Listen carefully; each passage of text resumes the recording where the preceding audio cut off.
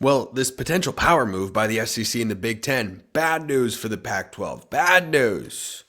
Except it's not. You are Locked On College Football with Spencer McLaughlin, your daily podcast on all things college football. Part of the Locked On Podcast Network, your team every day. Welcome, everybody, to another episode of Locked On College Football. I'm your host, Spencer McLaughlin. Thank you so much for making this your first listen or your first view of the day if you're watching on YouTube, part of the Locked On Podcast Network, your team every day and your number one source to stay up to date with the biggest stories in this, the greatest sport on planet Earth. Georgia Tech contending in the ACC. Why the heck not? For two reasons, and there might even be more than that. How many wins does Hugh need to stay safe at Auburn? Some of you Auburn fans might have to tell me, but I'm going to tell you this first. So, discussed yesterday on the show that the SEC and the Big Ten, they're going to restructure the college football playoff going into 2026. And one model that has been proposed is a 4-4-2-2-1-1. No, that's not a bad numbers basketball press. That's the number of automatic bids that would be granted in this new format that is, again, being discussed but has not actually been approved. Now, if you look at a conference like the Pac-12, which going into that season will be the premier Group of 5 football conference in the country, or frankly, this applies to the American Athletic Conference or the Sun Belt, anyone else that's trying to find their way into the college football playoff that isn't amidst the highest powers of college football. This sounds like bad news. This is, to me, a bigger change in the status quo for the ACC and the Big 12, or it would be, I should say, than it would be for the Pac-12. Because if you notice, 4, okay, those are the Big 10, the SEC auto bids. 2, okay, there are the ACC Big 12 auto bids. 1. What are those 2 ones for? Oh, that's right. One of those would be for the highest ranked Group of 5 conference champion, and the other one would be essentially for Notre Dame. And then if Notre Dame isn't good enough to get into the playoff, let's say they go 8-4 in a season, and I pray that there is not a day where Notre Dame's schedule, which is usually good but never great compared to the other teams in college football, is able to get into the playoff with 8-4, no conference championship. I really hope that, guys. I really do, guys and girls, anybody listening out there. I just, oh boy, I hope we don't get there, but I don't know. These be dark times. There is no denying. But I think that for the Pac-12, you have to look at this and think, well, hey, they haven't forgotten about us. No, they're not giving the Pac-12 an auto bid per se, but this was the whole point of the move by Oregon State and Washington State to add all of these schools. They're still looking for that 8th school, and that could be any number of different options. It could be UNLV if the situation with the Mountain West figures itself out and works in the Pac-12's favor. If they get the exit fees removed, well, UNLV could be a cheap addition. Maybe they'd, reconsider leaving the Mountain West for the Pac-12, which I think would be UNLV's best interest. But hey, that's just me. Or maybe Air Force would reconsider. Or maybe Texas State would be an option. Or maybe they get Memphis to leave the American. Maybe Tulane comes back into play. I don't know. There are a lot of different options out there. It's going to be somebody.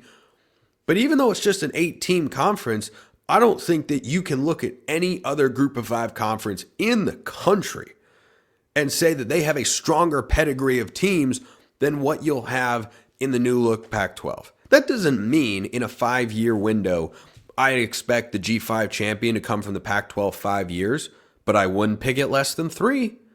Not when you've got Boise State in there who just earned themselves a bye. You talk about brand power in a subjective sport. Boy, I tell you, that's pretty darn good. Boise State, and they already had a big brand, of course.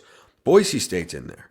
Oregon State's in there. Washington State's in there. Well, they've got that old school Pac-12 brand attached to it. That, are they a Group of 5? Are they a Power 4 school? They've got all this money in the war chest. Are they spending this way, that way? Like, they have an in-between. Fresno State, San Diego State. Keep going down the list. Who's got a deeper lineup than just those 5 schools alone? Now, San Diego State has to rebuild back up under Sean Lewis, of course. I think he's capable of doing that. Go look at his track record dating back to his time at Kent State. Dude was a good coach. He's got more resources and more money available to him with the Aztecs, hence why he's the head coach there. So I think they're still in a position to where their conference champion has a better opportunity to get into the playoff than any other group of 5 or now group of 6 conference champion. And quite frankly, I know Liberty got into the Fiesta Bowl a couple of years ago against Oregon. Their poor showing, not a great look for the league in that regard. But going forward, how often are you going to have an undefeated team? Not very. And when that undefeated team got beat by a team that couldn't make the 14 playoff 45-6, the Pac-12 runner-up that year when the Pac-12 was still a power conference with all the heavy hitters, yeah, it's not a great look. So I don't think that's a major threat. The Sun Belt hasn't come seriously close to putting a team in the playoff. They could. They've got a solid league. But are they where the Americans at? No, I'd put the Sun Belt 4th. Yeah, maybe 3rd. Maybe 3rd with the New Look Mountain West being significantly weaker than before. So let's give the Sun Belt 3rd. But the American is probably 2nd. You've got Memphis, you've got Tulane, you've got UTSA in there. Programs that I can see annually competing for a conference championship and a college football playoff spot. But still, the lineup of opponents, and in an 8-team conference, remember, the Pac-12 is going to have everybody play everybody. So one thing that is kind of an under-discussed byproduct of all this realignment is in these massive super conferences, you have incredible schedule disparity. You're never going to have that in the Pac-12 because everyone will play everyone every single year, and they'll pick up an FCS game and 3 non-conference games against either other G5s or Power 4 opponents. And that's how they will formulate a 12-game schedule that gives them an opportunity to push for both a conference championship and a college football playoff spot. So, no, it's not great overall to be in the position that the Pac-12 is in or that the Mountain West is currently in, fighting for survival with the Pac-12. Reverse merger definitely feels off the table at this point. That was a fun idea to talk about on the show once upon a time, though. Fun times. Those were really, really good times. Better times, some would say. But Pac-12, then the American, then the Sun Belt, then it's probably Mountain West Conference USA MAC? MAC Conference USA Mountain West? I mean, you look at the new lineup of schools in the Mountain West, I don't know that they're going to get a team into the playoff. That's not great for them, but the Pac-12 Conference, and this is something I discussed a lot in its rebuild efforts and will continue to discuss, they have given themselves the opportunity to go out there and be the best, the conference with the best chance for its champion to get into the playoff. Playoff access, without having firsthand knowledge, I can almost assure you was a huge selling point to Boise and Fresno and San Diego State and everybody of coming over to the league. Hey, you come here, we make this league, we get an 8th member, whoever it is. It doesn't even matter at this point, quite frankly, from a conference strength standpoint. We're going to have a great chance to get in the playoff every single year. So, no, it's not great that the SEC and the Big Ten could have a combined 8 automatic bids, but they're not leaving out the group of 5, and that's at least good news for the Pac-12 when everything seems bad. Let me know your thoughts in the comments below or hit me up on Twitter as well at @McLaughlinCFB is the handle. So, do you know who the contenders in the ACC are? I bet you have an idea, but you're forgetting one.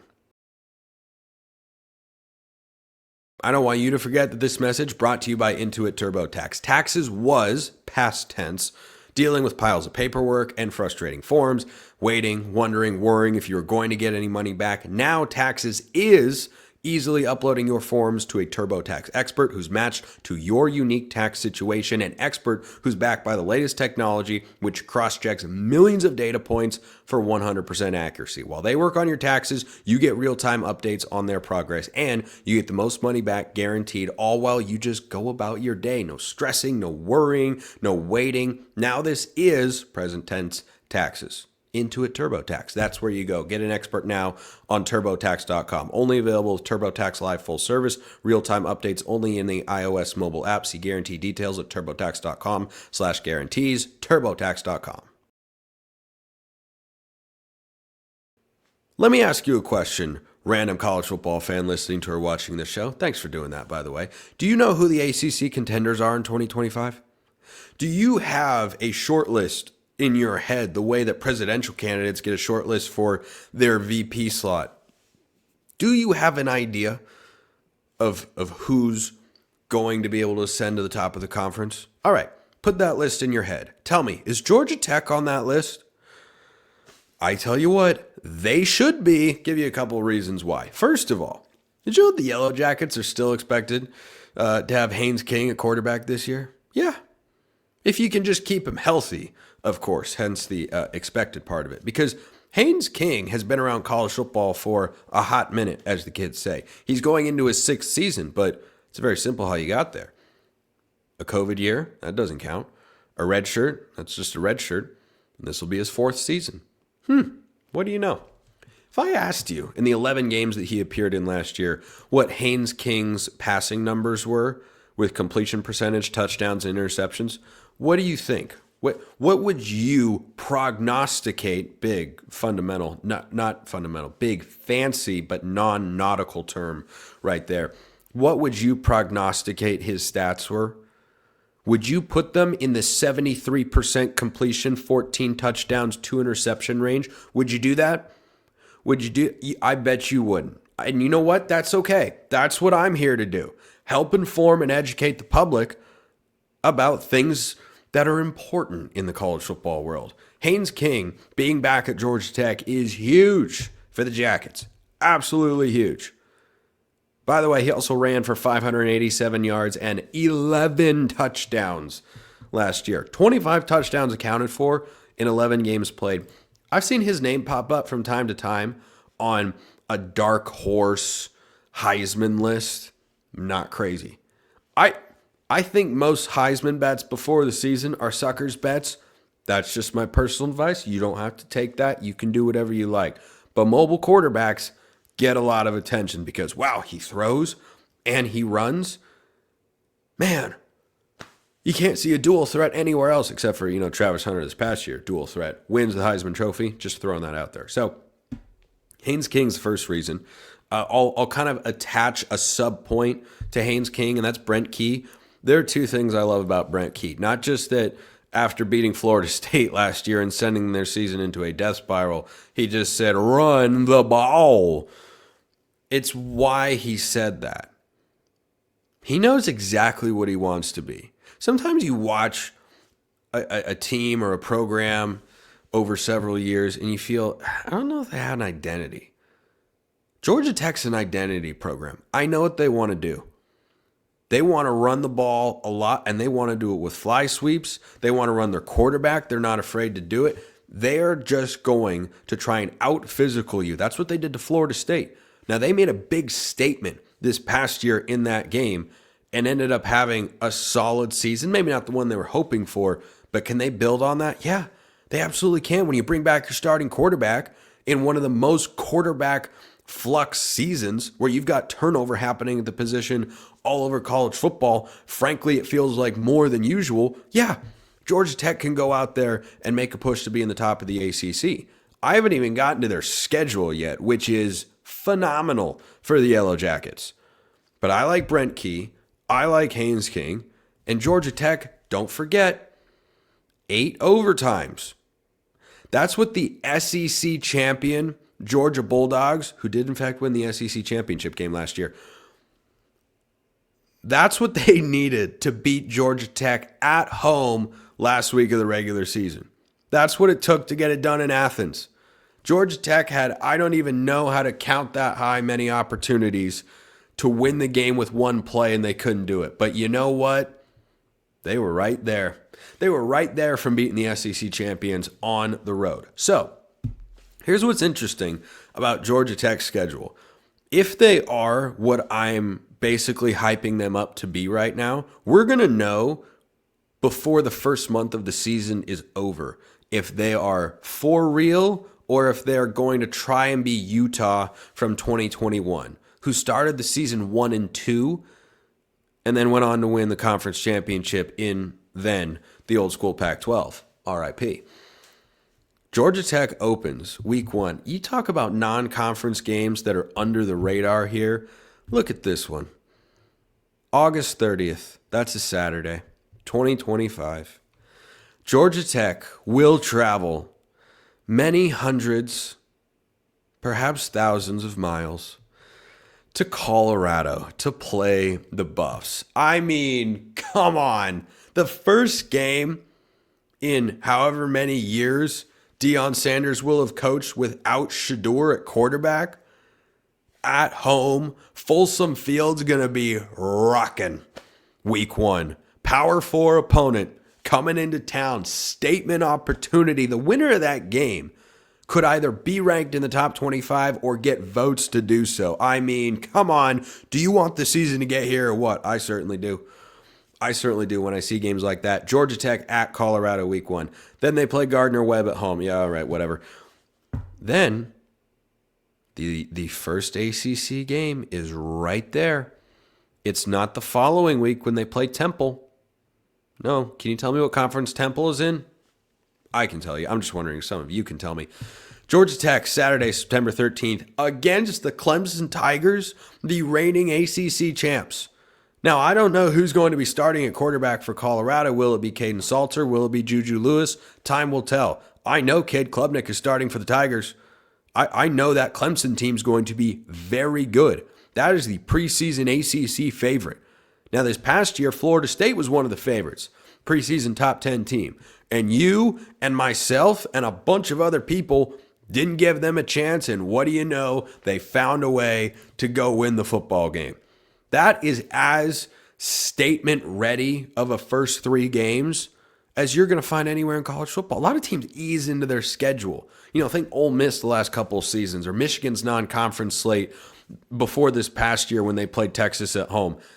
Those sorts of schedules are far too abundant in this sport. Look at Georgia Tech at Colorado week 1. They didn't open with Gardner-Webb. They're going to open with the Buffs. Bold strategy, Cotton. Let's see how it plays out for them. But then you get into ACC play. Here's where it gets really spicy. And why, if you wanted to sprinkle a little money on Georgia Tech winning the ACC as a long shot bet, wouldn't be the craziest idea. Here are the teams on Georgia Tech's regular season schedule that they miss. Miami, SMU, Louisville. And they have Clemson at home. Their toughest ACC game on paper is October 18th when they go at Duke.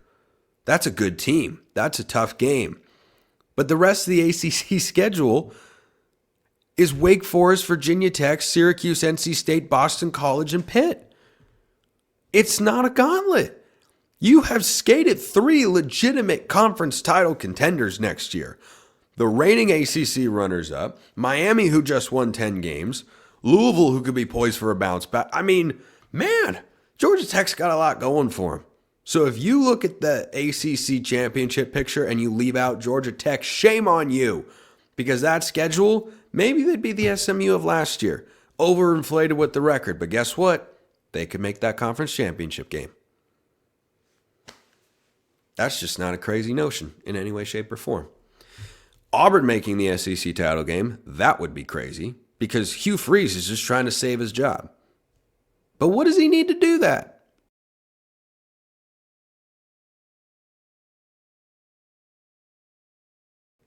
There are 2 things we don't know from our friends at FanDuel just yet. That's what is Auburn's win total for 2025, and also who is the most likely college football head coach to be fired first in the 2025 season. And remember, at several points in time last year, the answer was Billy Napier. Well, there's Billy Napier off an 8-win season. We'll see what he's got. He does have DJ Lagway. It's a pretty good place to start. But I don't think Auburn is starting in as similarly strong of a place when it comes to the quarterback position. Jackson Arnold has got all the potential in the world. He wasn't a 5-star quarterback recruit by accident. He even showed in a college setting that potential. But last year was a disaster. And you know what? Oklahoma changed offensive coordinators for a reason. It was not working with either quarterback. Hawkins, yeah, he didn't last as long as a starter in there because it just wasn't great. So Jackson Arnold's looking for a fresh start. But the reason I don't love this marriage for Hugh Freeze and Auburn is that Hugh Freeze is facing serious pressure here. Like there is legitimate pressure on this guy. He's going into his 3rd year. You can't say he hasn't been given time. You can't say he doesn't have the resources. And guess what? He's got another thing working against him. not just the question mark at quarterback. He's got a schedule that doesn't play an impact home game until Georgia comes to town on October 11th. October 11th is how long those Auburn fans have to wait before they get to go to Jordan-Hare Stadium and see a real opponent against a team that is going to push them. I mean, they've never lost to a group of 5 team at home before. That would never take place. But their 2 non-conference opponents are Ball State and South Alabama. Yeah, okay. Neither one of those are problems. So they start the season at Baylor in Waco. You know what I love about Auburn, perhaps more than anything else with regards to their football program, because there aren't that many programs that do this, quite frankly, and it makes them a little unique in this sense. They schedule the most random but sicko behavior I want to watch college football games that you can find. I could have phrased that a little better, but you get the idea. They had a home and home with Cal. They lost one at home. They almost lost on the road. Just great competitive games. One time Cal was in the ACC when they played them. One time they were in the Pac-12. That's quality stuff. This year they go to Baylor with Sawyer Robertson back at quarterback. The Bears were a surprise team last year. Got hot at the end of the season. Ended up with an 8-win regular season. Oh boy, that's a statement opportunity there for Dave Aranda and company. Speaking of coaches who we all thought were going to get fired, Dave Aranda was near the top of that list. Well, what do you know? He's still around. He's just there, hanging out, coaching football and winning games. At least that's what he did last year. So then Auburn has the 2 easy home games, and I have no problem with that early in the season. But then they go at Oklahoma and at Texas A&M to begin SEC conference play. Hugh Freeze doesn't have time for this. This is just not a schedule that is conducive to what he needs. If I were an Auburn fan, I am not an alum and whatnot, but if I were an Auburn fan with what Hugh Freeze did going from 6-6 to 5-7, he's posted 2 losing seasons since he lost his bowl game in the first year. I would expect at least 7 wins. I don't think 6-6 should be good enough. You've got to prove that you can win more games than you lose in a 12-game schedule. If you can't do that with the way Auburn's recruited over the last couple of cycles, then Hugh Freeze just isn't the guy that we thought he might have been. He's been successful as a head coach at multiple stops before. Doesn't mean it's going to work out at Auburn. It still could. The opportunity's there. But Auburn has to look like Auburn, and they just haven't for far too long. So the whole patience game, give him time. No, 3 years is time. Three seasons is time. 2 seasons, even with the transfer portal, I'm not crazy about that short amount of time. Depends on the program, depends on the situation. But for Hugh Freeze and Auburn, I think you need to have 7 wins to feel good about a willingness to pay his buyout, which could be the saving grace. Because Brian Harsin is, I believe, still owed money by the Tigers. Because he didn't last very long, Brian Harsin. He didn't get the same amount of leeway or latitude that Hugh Freeze is getting here. And guess what? That's a lot of money. How much does Auburn have? Hey, that's for the Auburn boosters to decide. But what I have noticed is that when a school really wants to get rid of a coach, no matter how expensive it seems, it just happens. You find a way. You come up with the money. You raise some extra funds. The AD goes to the donors and says, look, we know we've asked a lot of you, but this is important. This is fundamental. This is the most important thing that we have done yet today. So all that good stuff. But at Oklahoma, at Texas A&M, I think Oklahoma's an improved team. I think they went into Auburn and won last year. Auburn should have won the football game, but they did not. They found a way to lose. Maybe they go in to Norman and find a way to win. John Mateer is the new quarterback for the Sooners. He has not played against the SEC before. I think he was the best quarterback available in the transfer portal, but compared to past transfer portal cycles, this one was light for quarterbacks. Like Mateer, mega talent, but played at a Mountain West adjacent schedule in his first season starting, and he was really good. I mean, he was phenomenally good. But anyway, that's how conference play begins. At Texas A&M, Marcel Reed back for another year. Then you host Georgia. They'll be a home underdog. Then it lightens up. This is where Auburn's got to capitalize. Host Missouri, at Arkansas, host Kentucky, at Vandy, host Mercer, leading into the Iron Bowl. In those 5 games, because of who they're playing and where they're playing them, Auburn has the ability to go 4-1. Now, this is, of course, all contingent upon Jackson Arnold figuring it out, clicking with Hugh Freeze, realizing his potential, making Cam Coleman into a Jeremiah Smith level star for the Auburn Tigers. That is what has to happen. Because offensively is where Auburn struggled this past year, and that's got to concern you if you're a Tigers fan. It should. You've got an offensive quarterback guru, whisperer, head coach, and that's where you were lacking last year? He couldn't make a veteran in Peyton Thorne better than he was? None of the young guys were ready? All right, I'll put that on him. But why wasn't Peyton Thorne better? The guy that we saw, the team that we saw from Auburn in the second half of the season, where was that in the first half? Why wasn't it there?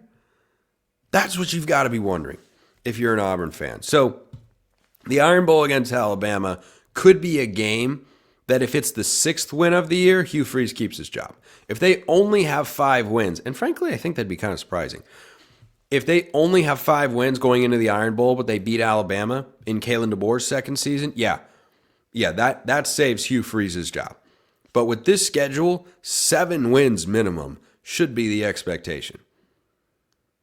Unlike Georgia Tech, I don't have conference championship aspirations for the program here. I'm just saying you've got to be able to navigate that slate, and particularly the second half, to find 7-8 wins. Heck, I don't think 9 is impossible. It's just unfortunate for them that they get off to a slow start. And Auburn fans, you'll get 2 chances, of course, to see the team in September, but those are not going to be the games that everybody's looking forward to. You're going to have to wait. Is there an upset on here over Georgia or Alabama? Hey, they're both at home. It's Jordan-Hare. Nick Saban will tell you, place is cursed. Appreciate everyone listening. I will see you next time. And until then, hope you have a wonderful rest of your day.